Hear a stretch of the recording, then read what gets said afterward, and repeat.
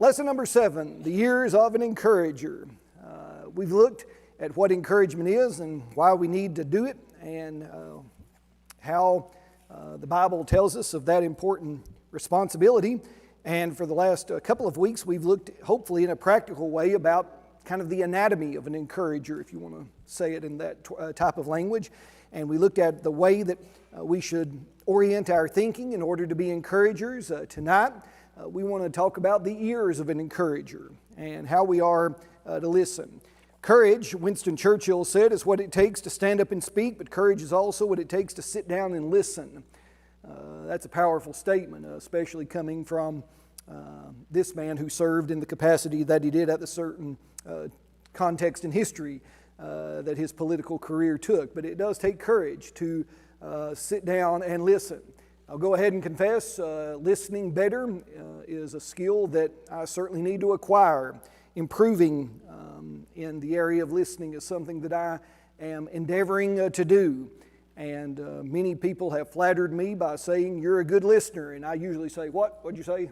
You know, that's kind of the way it goes. But no, in all honesty, I recognize one of my deficiencies and one of my weaknesses is listening, and I want to do better in that way. I think if you look at your life, you sometimes try to, of course, make sense of the twists and turns that it takes. And one of the things that I kind of look back on and wonder, perhaps, my career in the funeral industry, what was that all about? It was about serving people, but it was also a training ground for listening.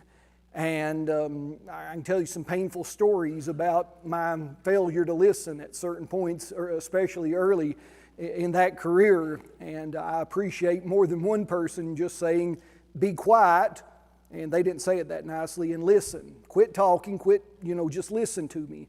And I appreciated their candor in that very emotionally charged situation. But we always can improve in our listening, and I certainly know that I have a great need to do that. It's a crucial yet difficult encouragement skill. It involves the totality of the person, as we'll see, the mind, the heart, not just the ears.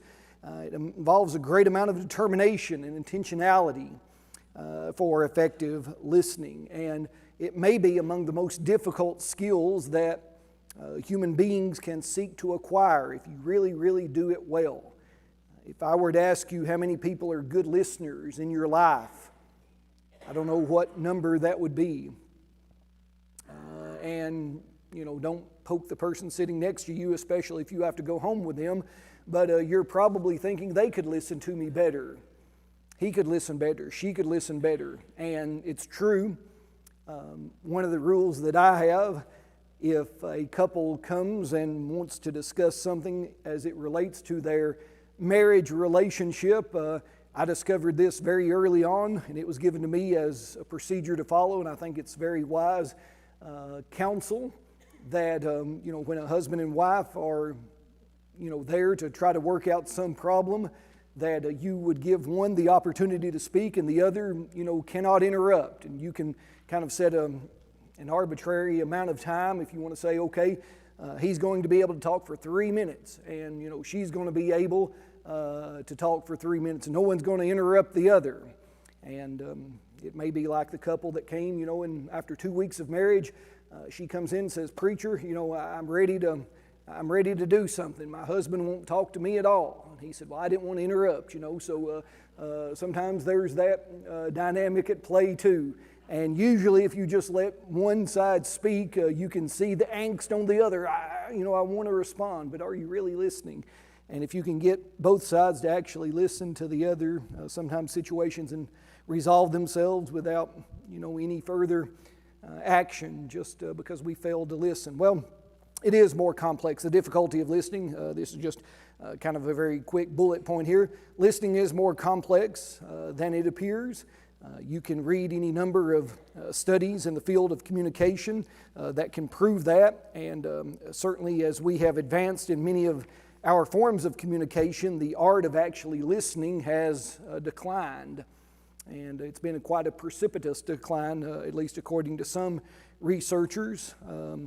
We don't intend to harm people when we don't listen to them well, but it's really discouraging when we don't. And going back to the husband-wife relationship, if a spouse doesn't feel as if their spouse is listening to them, that's devastating to the relationship. That doesn't build cohesion. It doesn't build trust or intimacy. A parent that wants to really talk with their child and their child just, stares off into space. Or maybe sometimes, today children are wanting to talk to their parents and maybe they're not in tune with them. And our handheld devices are probably the biggest culprit in sabotaging our listening skills. And you've seen it and I've seen it, and its impact is yet to be determined, but we're not going in the right direction, to say the least. Most conversations are superficial. It's not really a dialogue. It's just kind of a concurrent who can be louder in their monologue, going back and forth with each other. So we have to be careful about that. We need to be careful that our silence is not just an excuse for actually tuning out, but we're actually listening. People can be quiet and it can appear that they're listening, but really they're not. So silence versus genuine listening, if you will. And then what we're going to really focus in on tonight, listening is a learned skill. It is a learned skill, but it is attainable with both the desire and God's help. And I think it almost has to come in that order. Usually we say, well, God has to help me first. That's true. God's willing to help you be a good listener, just like He is all of the other things He wants you to be and do in order to be an effective servant of His. But do you have the desire to do that? Do you have a desire to be a good listener? If you do, then with His help, He will, I believe, help us. And His Word can be our guide even in this. Yes? That's true. I appreciate you pointing that out.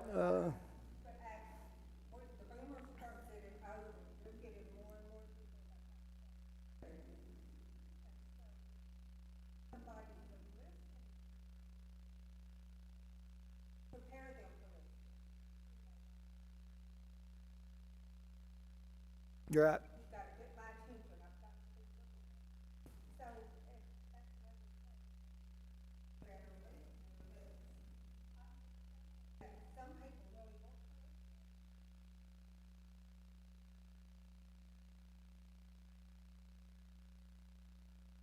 Thank you for sharing that. Sister Carol's mentioning sometimes physical limitations keep us from listening well.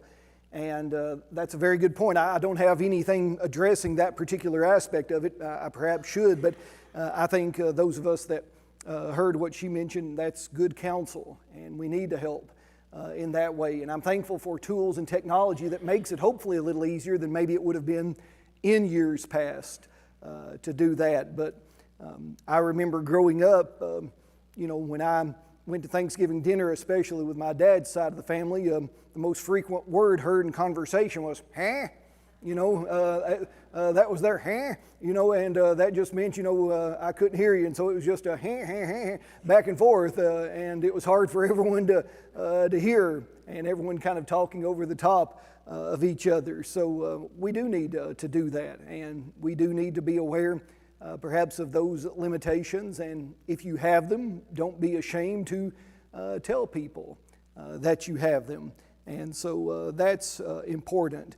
And some people, even if you hear well, there may be some deficiency in a certain range or a certain, I don't know how to say it other than just a certain slang or a dialect almost. In certain, areas of the country, certain people speak funny. Not us people here in the South, but I'm speaking about, people elsewhere kind of speak a little odd, and it's hard sometimes to understand them. And thankfully, Amy's usually with me to translate or to try to I won't tell you where we were at, or other than we were, I think, at a restaurant somewhere, and this wasn't a fancy French restaurant. It wasn't a foreign language, it was English. But I remember, having to ask her, what did he say? She'd tell me, okay, and he'd have to ask her, what did he say? And so, it was back and forth. I guess I had my slang and he had his. But nevertheless, we do need to be aware of sometimes of those physical barriers that might exist. Listening is loving. Listening is really an act of love. And failed communication, as we're talking about it within a context of maybe congregational life or our interactions with others as a Christian really boils down to selfishness. And it's odd, maybe, but not surprising to those of you that have studied Scripture longer than I have. But the more that I study Scripture, selfishness kind of keeps coming back to the root of almost every issue that we have. Sin is just selfishness. It's my choice to do my will instead of the will of God. It started in the Garden of Eden, right, with Adam and Eve, so there's nothing surprising about it. And, every other relationship, both the one between God and man and between people, has been marred or tarnished and sometimes diminished or destroyed altogether because of selfishness, our self-interest, our unwillingness to love other people. Agape love. Agape is that Greek word that just says, I'm going to put my interest aside and I'm going to put your interest ahead of my own in whatever I'm doing. And listening would certainly play into that. Doug? I think so. If I'm going to love him, I've got to listen to him, right? I've got to be able to understand him and hear him. And that's not easy, oftentimes. And so if selfishness is the cause of unsuccessful communication, then of course caring and love is the cure. Listening is loving. Listening is an act of agape love. And it's possible sometimes, and I would argue maybe even most of the time in my experience, it's probably true that I can have a greater impact on people by listening to them rather or more so than even what I say. And again, the few times, and I'm not doing this to pat Allen on the back, I'm not doing that at all. So hear me when I say when people come and they'll often, share something that they're dealing with. And what I really try to do is just listen and let people kind of, as we say, it's a grotesque cliche, but people spill their guts. They're just going to dump it all out there. And maybe they go on for 15 minutes, 20 minutes, 30 minutes, sometimes even longer. And at the end of that, if you've been patient and you've really listened and showed them that you're trying to hear and understand, even if all you've done is occasionally nodded your head and said, many times at the end of that, they'll say what? Thank you. That was so helpful. You're like, I didn't do anything, but you listened. You actually did help. And if you just have conversations between your ears with yourself, things can be really scary sometimes, can't they? If you don't know that, I know that. Some of us know that. Conversations between your ears with yourself are very scary. They're very overwhelming sometimes. And if I can just come and not dump it on the other person, but just kind of bounce it off and let the other person hear, and I hear myself say it, then somehow my brain at the same time is processing that, and it gets a lot less scary. And so listening is truly an act of agape love. It improves my relationship with that individual. It will help that person's self-confidence as well as my own. And it will foster confidence in that individual that they can hopefully go forward and, handle whatever it may be that they're facing. Yes?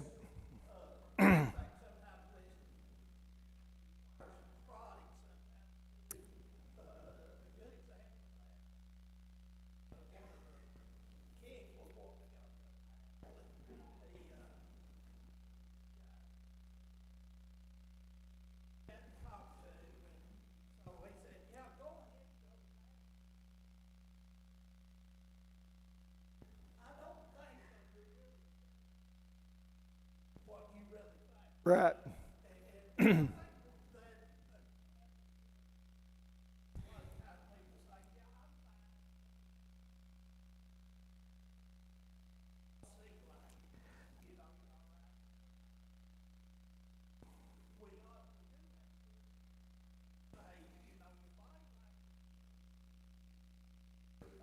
Right.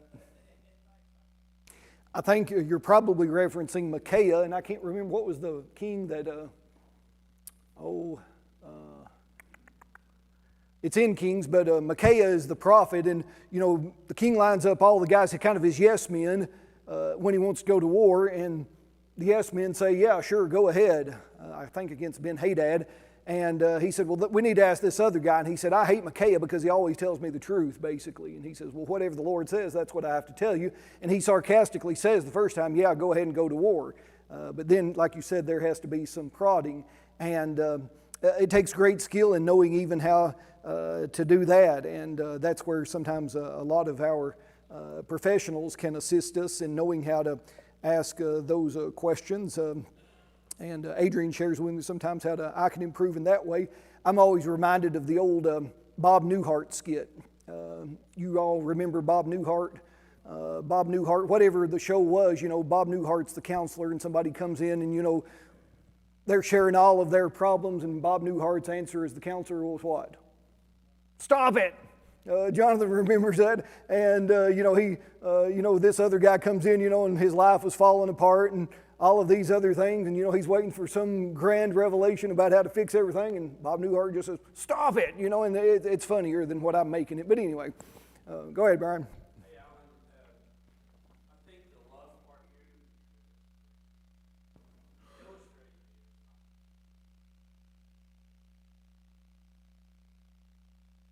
And we would say, "Yes, sir." And he would say, "But are you listening?" There's a big difference. The listening, understanding, and the love, but the noise of hearing someone is not. Absolutely. And even though we didn't have the same coach, he must have been cut from the same cloth. Mine did too. Mine's favorite word to me was, "Come here, boy." And I knew I was in trouble then. He kind of jumbled up all the words together. Well, why do we use all of these characteristics, or how can we say all of these are positive things to do? Because they are an imitation of what God does. So the Bible, again, as our guide, God shows us what He's like. And if anything, as our Father in heaven, He is a listener. And that's a wonderful thought to ponder. Exodus chapter 3 and verse 7. God is speaking to Moses, about to commission him, of course, to return to Egypt. And He said, I've surely seen, yes, I've seen the oppression of my people who are in Egypt, and have heard, both seeing and hearing, God says, their cry because of their taskmasters. I know their sorrows. I see, I hear, and I know. And, what a wonderful example that is for us, that when we deal with each other, we should seek to see and hear and know. We won't know and see and hear with the same level of perfection that our God does, but certainly He is the one that we are to imitate.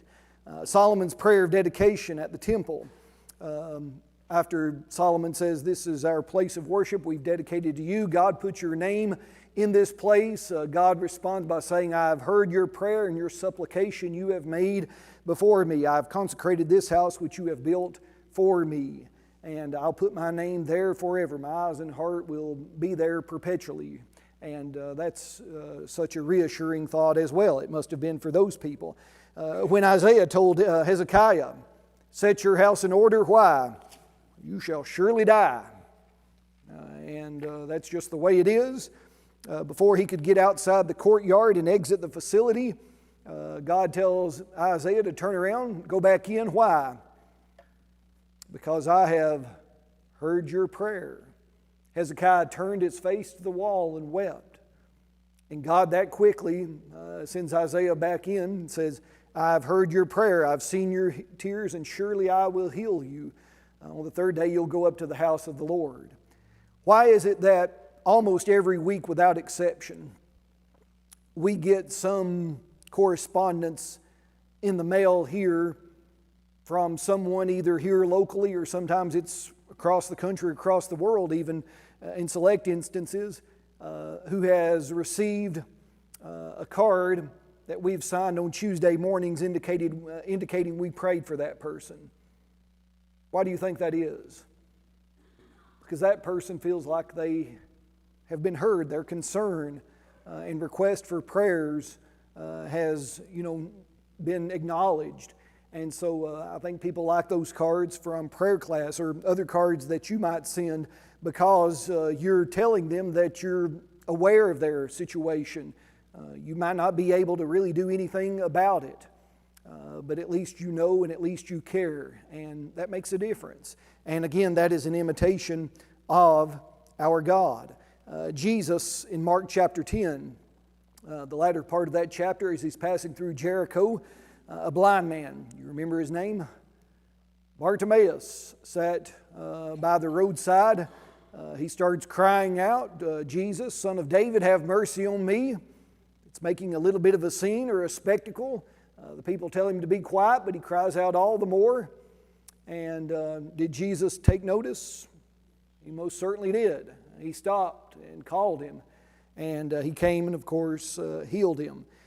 Jesus taught not just his 12, but all of us, and this was actually in the bulletin, I guess it was last week when we talked about hearing and steps to salvation, our obedience to the gospel. Hearing isn't just a one-time action.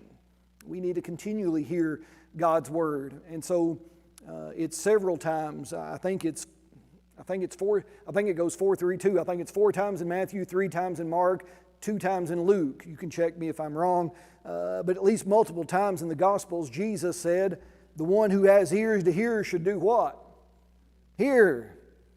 And he didn't mean, someone missing the appendages that are attached to the sides of our head. He wasn't looking out there and said, Malchus, you're excused, until he healed him after that night with Peter. No, he's saying, really listen. It has to involve both the head and the heart. So let's spend the rest of our time then in James chapter 1, verse 19 and 20. Here's a little preacher trivia for you. My first full-length sermon. I wish I would have actually written down the date. I didn't write down what date, but I remember it was in the fall of 1994. The fall of 1994. I was 13 years old, and I was asked to speak at my home congregation on a Sunday morning. I'd done some of the little Wednesday night things and a Sunday night or two, but when you get asked to speak on Sunday morning, that's like the call up to the big leagues, okay? That's the real thing then. So my first ever Sunday morning sermon that I was asked to preach, I selected James chapter 1, verse 19 as my topic because it outlined very easily. If I was smart, I probably would have borrowed someone else's material, but I made it my own. 4 points. James calls them his beloved brethren. We need to love our brethren. That's a simple enough point. But then these 3 points. Let every man, let every person be swift to hear, slow to speak, slow to wrath. Now, as a 13-year-old, I didn't know a lot about any of those ideas or concepts, but I said something. I typed out. I've got my notes still on an old electric typewriter that I think Mama or Daddy had bought at a flea market. May have bought it up here at the flea market for all I know. But I typed it out, and even the corresponding passages I would have to say read at the end of where the verse was, so I would remember to read it. That's how nervous I was that first time. My knees probably made more noise than my mouth. But what does James say to do? James says, be swift to hear. Swift to hear. All healthy relationships, communication, interactions begin with hearing and being swift to hear. Now, how can you hear fast? What does that mean? What does that not mean? Let's see. I can't remember the name. It's on the New York Times bestseller list. I've not read it. It's in my queue. Adam's actually reading it right now, but I picked it up. There's a book that's recently been published. It's called Thinking Slow and Thinking Fast. This guy's, if I called his name, some of you would recognize him. But anyways, is listening being swift to hear, meaning listening fast? How do you listen fast? Yes. Frank is back there amening you if he hears you. It don't look like he does. But anyways, that's his complaint. Yeah, you're right. If you're going to listen to me, you got to buckle up. I guess that's what I did that first sermon with this. That kind of set me on course. Get a lot crammed in there. One guy, his compliment was, he said, well, when you come, he said, at least we get our money's worth. He said, you say more in one sermon than most of these guys do in 10. Well, I don't know if that's a compliment or not, but how do you hear fast?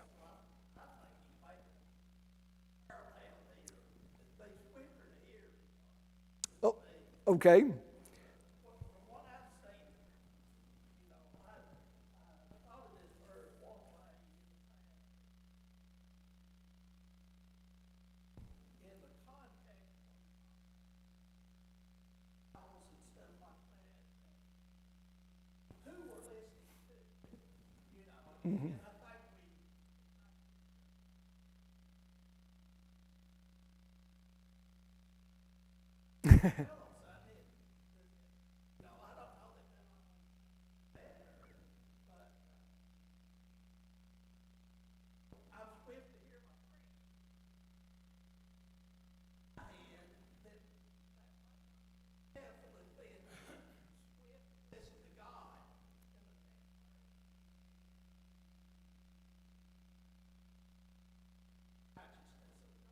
Sure.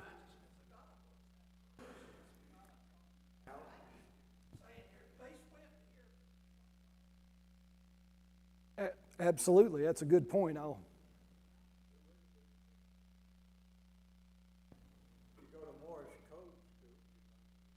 Okay. Or you, yeah, or the Board of Education in those earlier years might have been applied. But Donald's point is swift to hear. Maybe, and of course, he's talking about the trials that we face in this first chapter of the book of James. He's going to talk about a little bit later hearing the word and taking action on it. Being swift to hear, that is, listening to God first, primarily, instead of other things.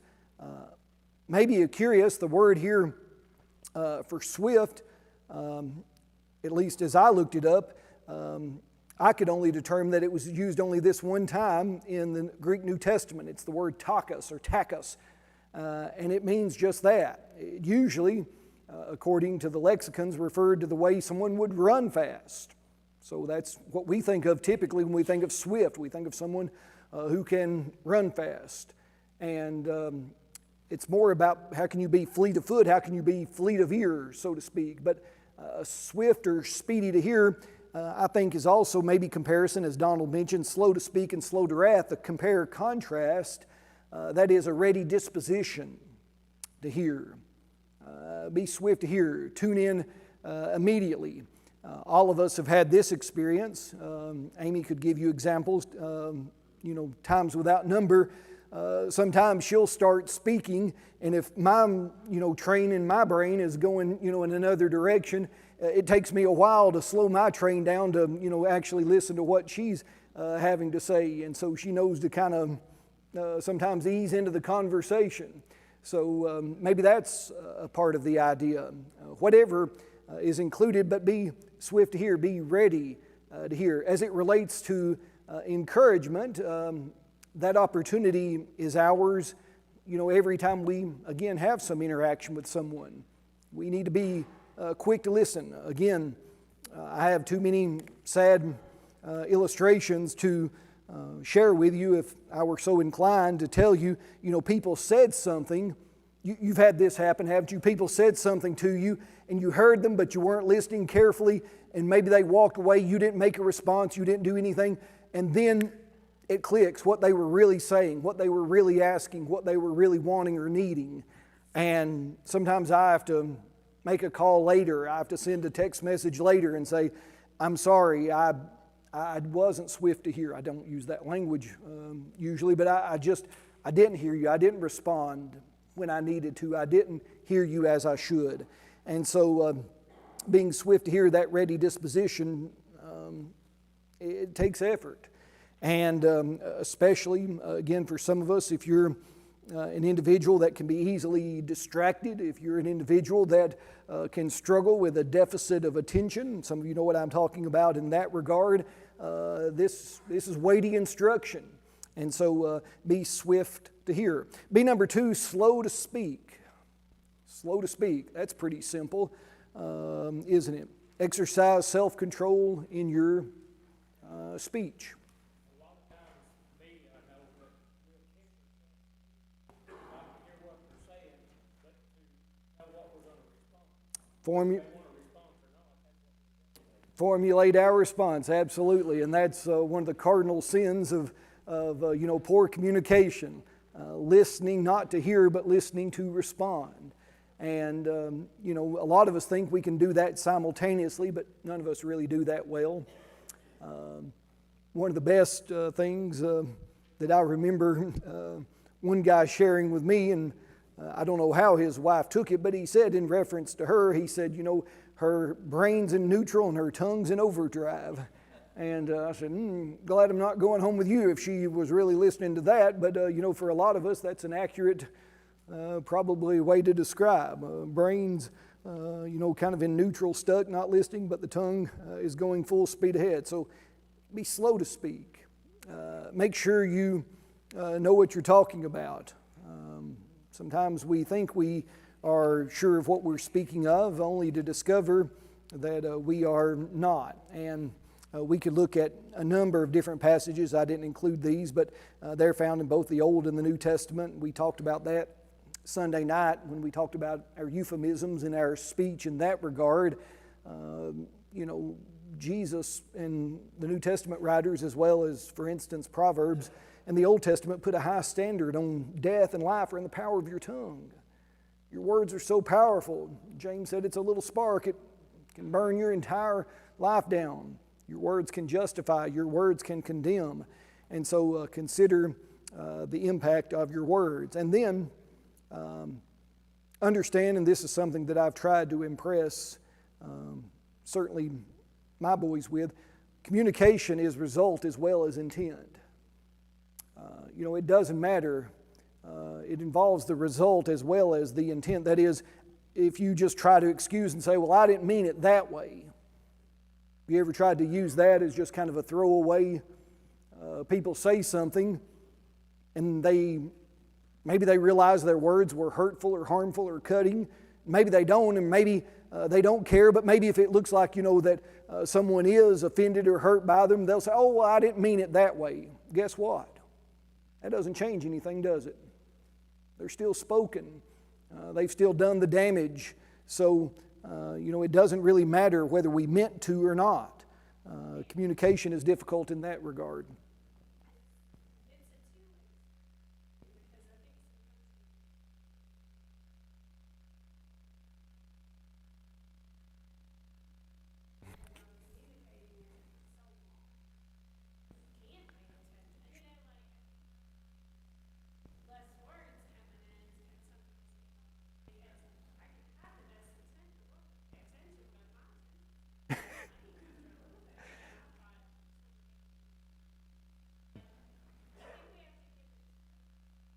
Right. Right.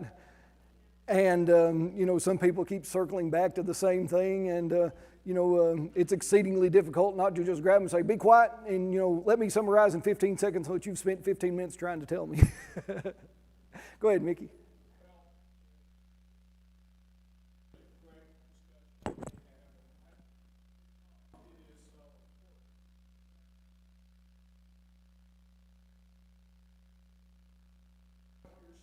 Mm-hmm. So I'm sitting here thinking, in listening to others,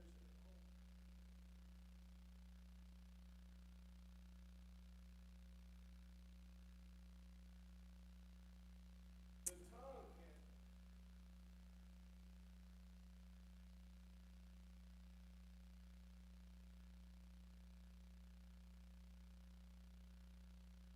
splits and hard feelings.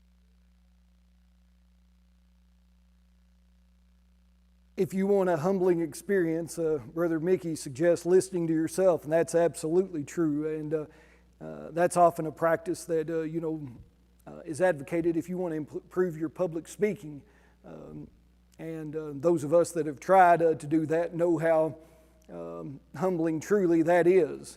And I spend some Mondays sometimes doing that, and I was like, boy, you really messed that up. You big dummy, you shouldn't have said it that way, or that didn't make sense at all. And that's hopefully helpful to improve going forward, but in all of our dealings. And if you want to, take it a step up, even ask those people that you love about what you say and what they hear.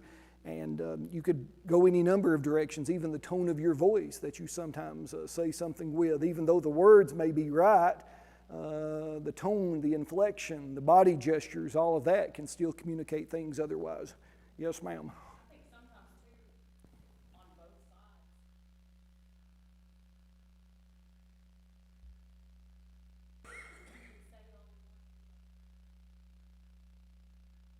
Yep. on both sides. On, absolutely. Communication's difficult. I think we've already established that, haven't we, to say the least, and an area where great improvement is needed by all. Yes. Sure.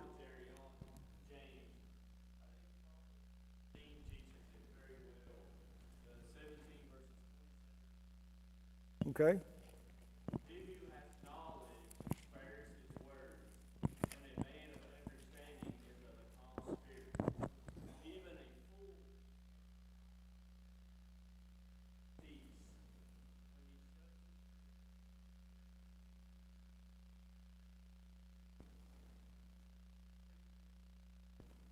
So there's a lot to be said.